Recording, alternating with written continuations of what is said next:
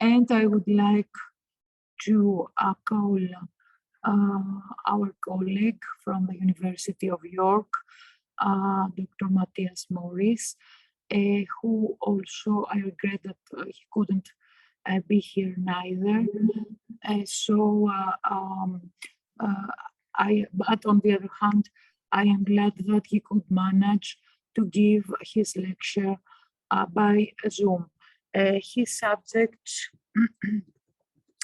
it is in this comparative perspective that Professor Morys Omar just insinuate, just put in the conversation today, in our discussion today.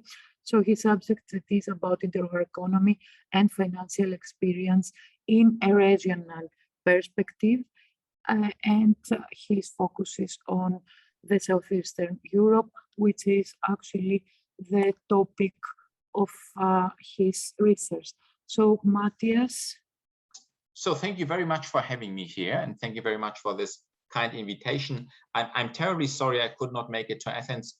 We have had some urgent health problems in my family, and I'm also, I should say, not as well prepared as I normally like to be, but I'm trying my best here in this difficult situation.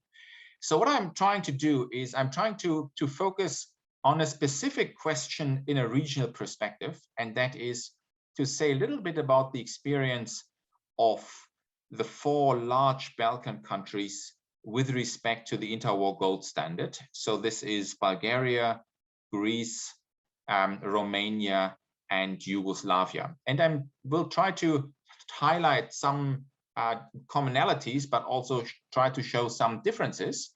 And perhaps I'm sharing here my screen. Let me quickly. Can you see this one now? We can't see it. Okay. You can or you can't? I can. Yeah, we can. Okay, very good, very good. Okay, perfect. So, so there are really 4 questions I want to address. One is about the very problematic resurrection of the interwar gold standard in the 1920s in Southeast Europe. And then I want to speak about the problems of countries leaving the gold standard after 1931, in the case of Greece in 1932. And as I said before, the 4 countries I want to focus on are Bulgaria, Greece, Romania, and Yugoslavia. And then I want to say a little bit about the perennial question whether leaving the gold standard was good or bad. In fact, the recent years, they have seen quite a bit of research on the Greek experience, partly motivated by Greece's problems in the European Monetary Union. And I will try to show that the country actually performed remarkably well in the 1930s. And this will lead me to some reflections on interwar economic growth, which I will try to present in a much more favorable light than is commonly the case when we look at the work of people like Mark Mazawa and others on the 1930s in Greece. Good. So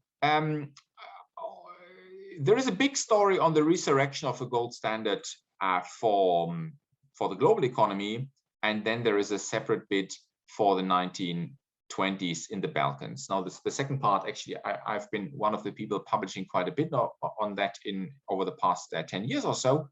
But let me start with the bigger picture.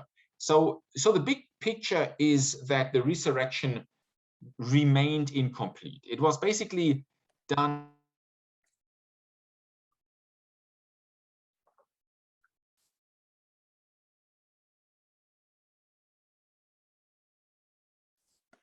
a coordinated approach, and there were really very many problems. And you can speak a lot about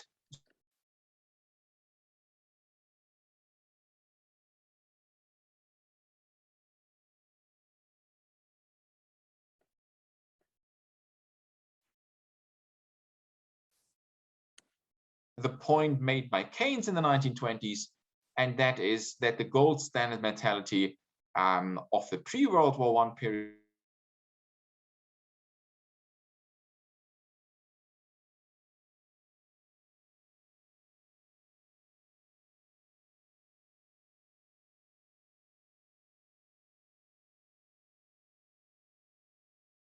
mentality had come to an end, and perhaps even more so in this part of Europe. Now,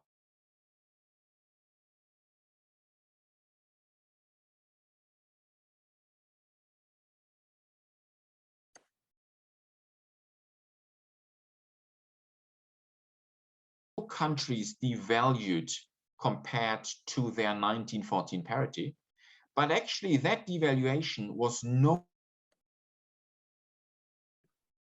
Dear Matthias, there is a problem with your connection. We cannot, it's instable. Can you move a little or? I can try. It's better, I think, yeah. Okay.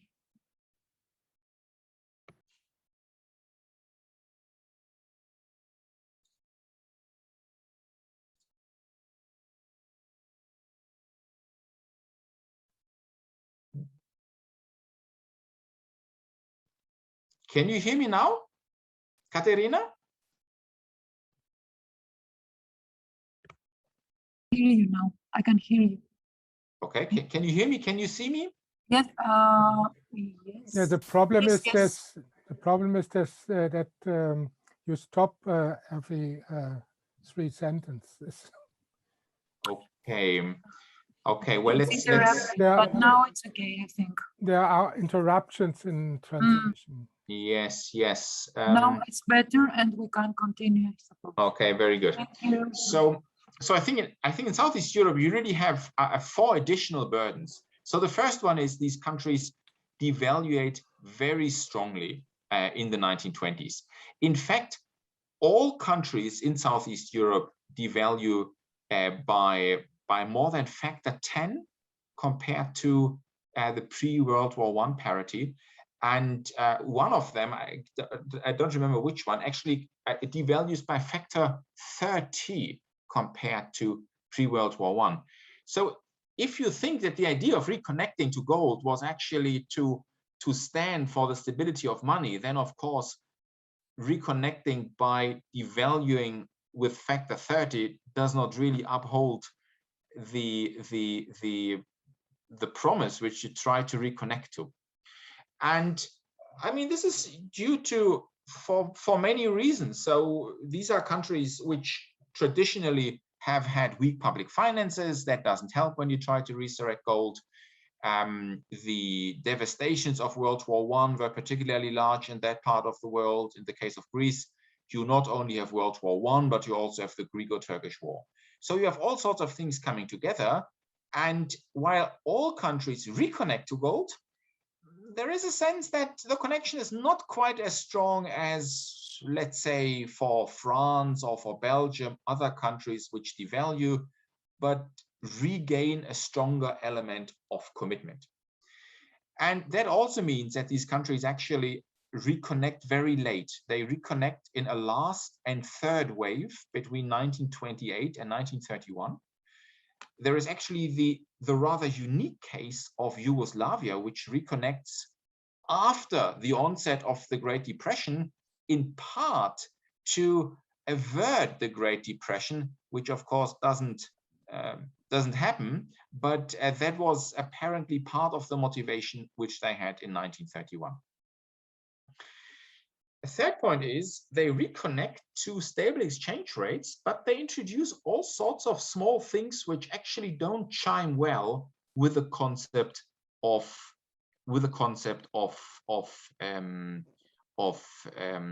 the orthodoxy. Most importantly, some countries introduce from day one capital controls. So Bulgaria stabilized the currency de facto in 1924, but when they do so, they also institute capital controls. Now you might ask yourself, why on earth do they then actually institute the gold standard at all? That is partly because the gold standard in Southeast Europe was very strongly tied to financial needs. It was in all 4 cases a quid pro quo against foreign loans. So these arrangements were kind of more important than actually the gold standard itself. And Bulgaria pioneers this hybrid reactivation of the gold standard, and the other countries later on do something somewhat similar without going here into the details and the specifics of each case.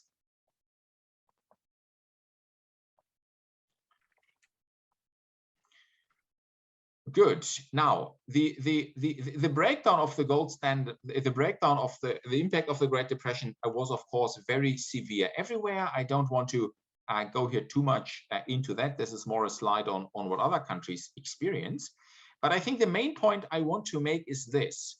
The Great Depression was an industrial crisis. It was a crisis mainly and most strongly affecting industrial countries. So you would not expect in Bulgaria or Greece declines of German or American levels. This is a very fundamental difference, and all statistics bear that out. So compared to what especially the United States and Germany suffered, the Balkan experience is much more benign in the 1930s. So what happens to that? So while the GDP declines were far less severe than further west, the monetary systems were tested in all cases. And in fact, they led to a change in the monetary system very quickly in all cases as soon as 1931 and 1932. So normally I like to say there were really two ways that you could leave the gold standard. One way was by an attrition of domestic political support. This is the French case, the Swiss case, the Dutch case. This took long. In the case of these three countries, a full 7 years. And then you can have a much more rapidly acting process, and that is basically speculative attack. And this is what happened to the 4 Southeast European countries. Now, it's important to see that their experiences were different, and to be more precise, Greece constitutes a case different from Bulgaria, Romania, and Yugoslavia. It's probably not helpful only to say it's different. How is it different? Why is it different? So after 1931, we see 3 groups of countries emerging. One are the countries that try to stay on gold in its old version. Here, the most important countries are France and the United States. And then we have countries often called the sterling area. And they basically float or they stay close to the British pound. And then we have countries that impose capital controls. So why do the Greeks do the one thing, and why do the capital controls the other thing? This is a very simple scheme here, which to my knowledge actually works for all European countries. It's really only 2 questions and tells you what do countries do in 1931 and 1932. So the first question really is, does your currency get tested? And if your currency gets tested, you are on the yes branch here. And if not, you basically stay on gold. And that's what the gold bar countries do. They are very proud they stay on gold before they realize that staying on gold was perhaps not the best decision. And if you succumb to the crisis, you have again 2 options, and that basically depends on the structure of your foreign debt. So if you have mainly domestic debt, or if most of your debt is to the UK, you will try to stay close to the British decision. And that's quite understandable, because as long as your debt is vis-a-vis the UK, floating and staying close to sterling will not increase your debt. And that's basically what the Greek authorities do after April 1932.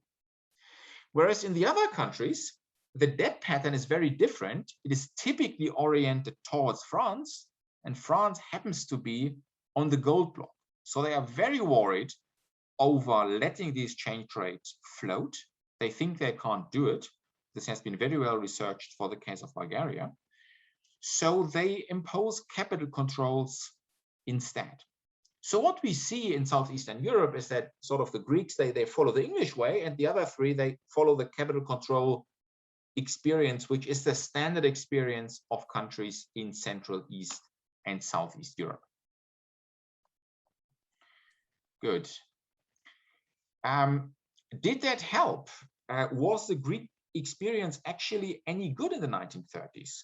So I'm not trying to draw any comparison here to the more recent period. This is sort of purely historical work. But I think when you look in the 1930s, you can actually see that the decision to leave gold was quite good. So I'm showing you here the three main data reconstructions for Greek industrial output, one contemporary estimate, one by Mazawa, and then another one used by Christodoulaki, produced by Olga Christodoulaki. And why they are different and why the differences have a big say on what you say about the Greek recovery in the 1930s, they agree on one point, and that point is crucial. The business cycle trough was reached in 1932. And that, of course, is sort of the claim to fame of the Eichengreen argument, which says that, that the business cycle trough is reached more quickly when you let it float, and you will then recover relatively quickly. Now, this here is just industrial production, which at the time accounted perhaps for roughly 25% of Greek GDP. Let's look at business cycles, which give you more of an overall impression of the Greek economy. And this is taken here from some work of mine from a few years ago with Martin Ivanov from Bulgaria. And we tried to reconstruct business cycles based on dynamic factor methodology. The Greek data here is the black one, and the other three countries are blue, yellow, blue, red, and green. And what you see very nicely, again in this perspective, is that the Greeks fall quite strongly, but they also bounce back very strongly. So the decision of the Greek authorities to not follow the capital control route seems to have been the right one at the time. Now, in the second part, I'm afraid I can only confine that to 2 slides, but I think I should say something about it. This comes from more recent research of mine, to be precise, from a book chapter I wrote last year as part of a big book I wrote on Central, East, and Southeast Europe. And this is a book chapter which in general tries to throw a new and more positive light on economic growth in the 1920s and 1930s in Eastern Europe. What I'm showing you here is beta convergence of 20 European economies. So on the horizontal axis, you have so on the horizontal axis, you have the starting position of GDP per capita in 1913, and then on the vertical axis, you have the growth which occurred between 1938 and 1913.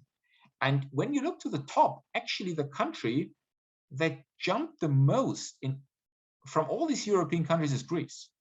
So actually the Greek growth experience of the interwar period is remarkably good. I'm not quite clear why sort of not more is made out of this. This might be too much historiography, which seems to say the opposite. But I think when you take the time series by Christodoulaki and by others seriously in recent years, Kostelenos, the results are quite clear. The country grew relatively strongly in the 1930s, quickly in the 20s, and still robustly in the 1930s. And why is that the case? Well, one reason is the country never fell very strongly from the Great Depression. The GDP decline remains relatively small in international comparison, and that was largely because the economy was still quite agricultural. So there was less it could fall from, if you will. But in the 1930s, Greece pulls off a double trick, and that I try to show in this book chapter. So Greece clearly grew much more strongly than its income position in 1930 would suggest. This is not a story of pure catch-up. This is a much more important story. And when you look at the Central, East, and Southeast European countries, you will see that they typically grew for one of the two reasons, depending where they stood at around World War I. Some countries, that's typically the poorer countries, they grew because they improved the agriculture by a lot.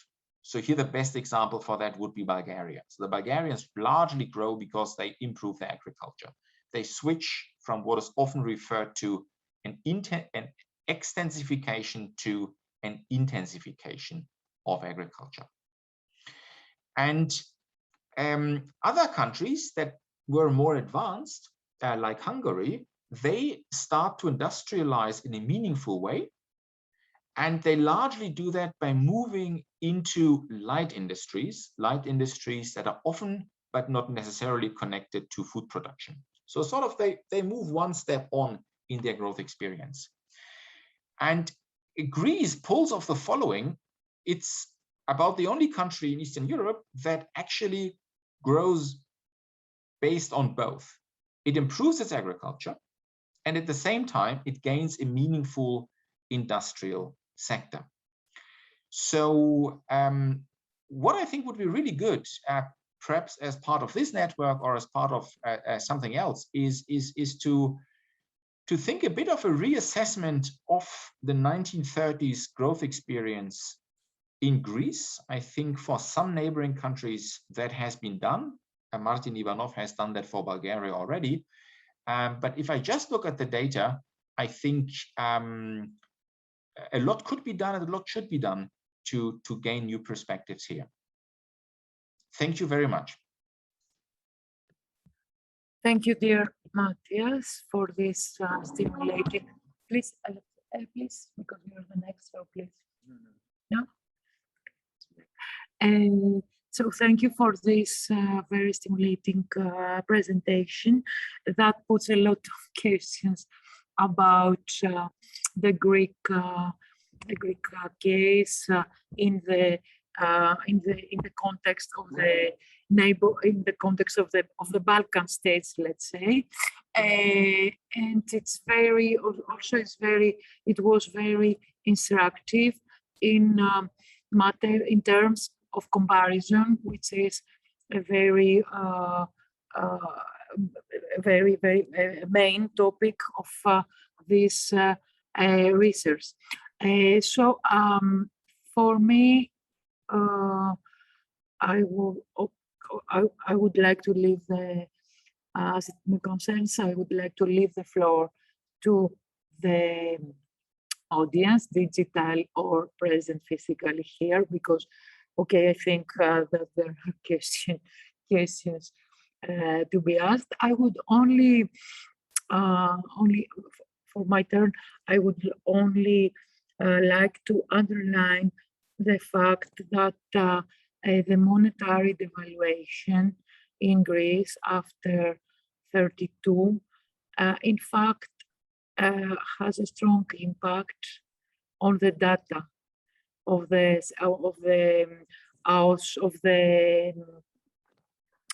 Supreme Economic Council's data, because in some of this data,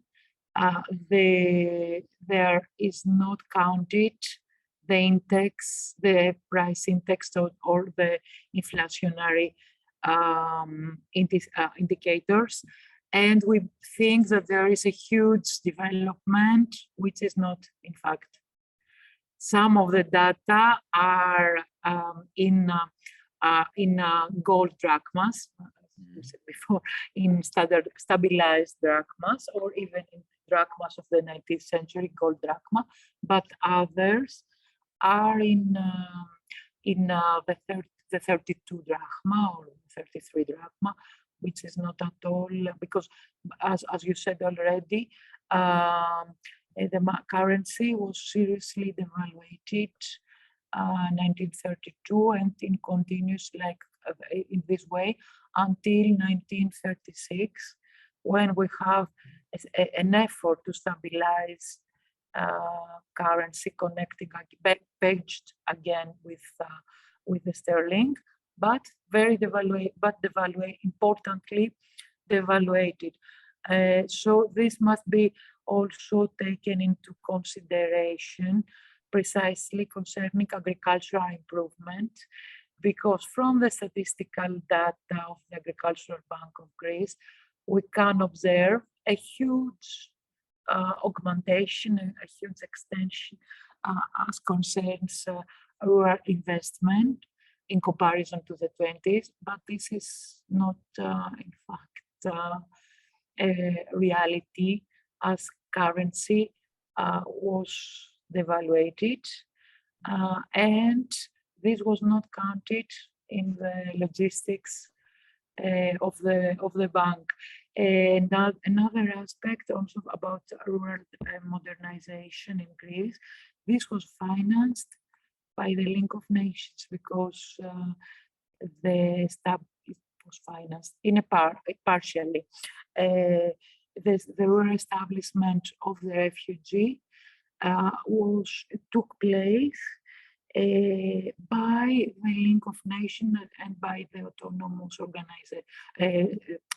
autonomous Office Autonome du Rétablissement des Réfugiés. It was in French, the original title. So the investments, the international, let's say, investments for the refugee question was placed in agriculture. And on the other hand, the refugees established in urban areas this establishment, the urban establishment, was financed by the state.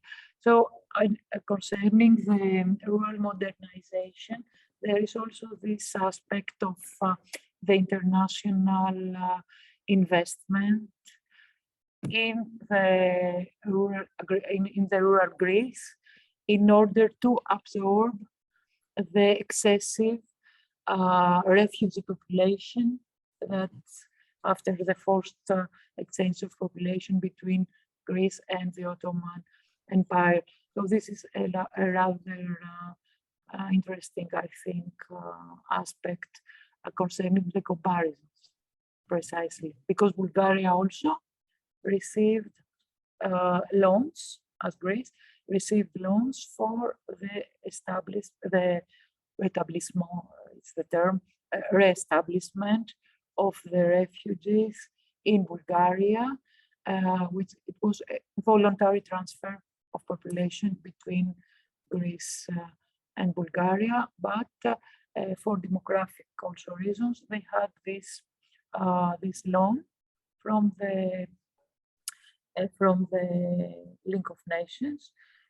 Less important, of course, less important, not as considerable as the investments of the Link of Nations and international land borrowing to Greece for the refugee, concerning the refugee question. So we have also, especially as concerns, as regards agricultural modernization, we had also to take into consideration these two aspects. I mean, the credits was not so elevated as they seem to be in the data because of the devaluation of the drachma. And on the other hand, a rather important part of the capitals invested in rural areas are international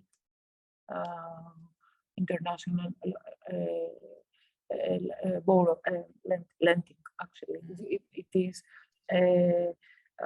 is the product of international loans to Greece during the 20s. But it's true that they tried, the Greek state, tried in the 20s to implement a real rural modernization. In my opinion, because I did a lot of research on that, it is not a failed effort. it is not a successful one. It was. But this is only because it's not very, those are axes that they are not very, expanded, let's say, in the Greek historiography, because we're talking for modernization, but we are not, and it's important that you're doing that. We are not introducing the financial aspect, let's say, of this modernization. So I do not wish to speak more, and I would like maybe comment. Thank you very much for it. Was really interesting for us. I think for all of us, your presentation.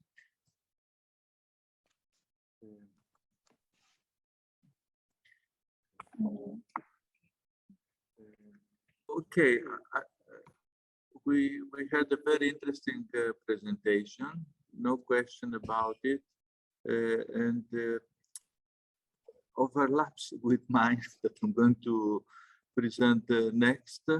And I would be very glad if Professor Matthias Morys will attend it, and perhaps then his questions and comments from other people will make a very good contrast. And I hope that we fruitfully expand our knowledge about this time period. So I better not raise any questions or comments. The data were very interesting. The graphs were very good and they deserve comments, but I better wait for my presentation and his reaction to what we're going to say. But I believe it was a really fruitful, and really fruitful presentation that give us a lot of things to think, actually. I don't know any other colleague that he would like to intervene. No? Maybe from our digital participants.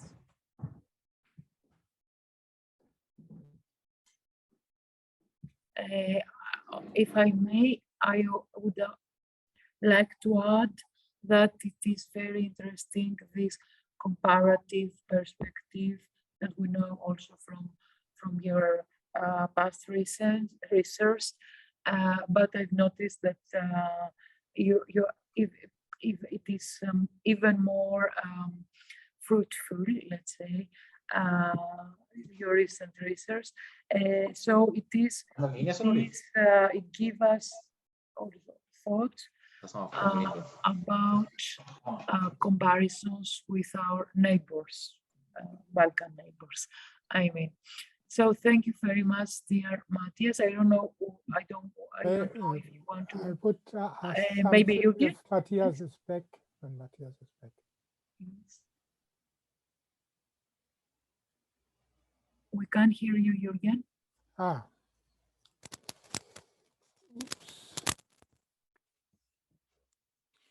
You can hear me now? Yes, yes, yes. Yeah.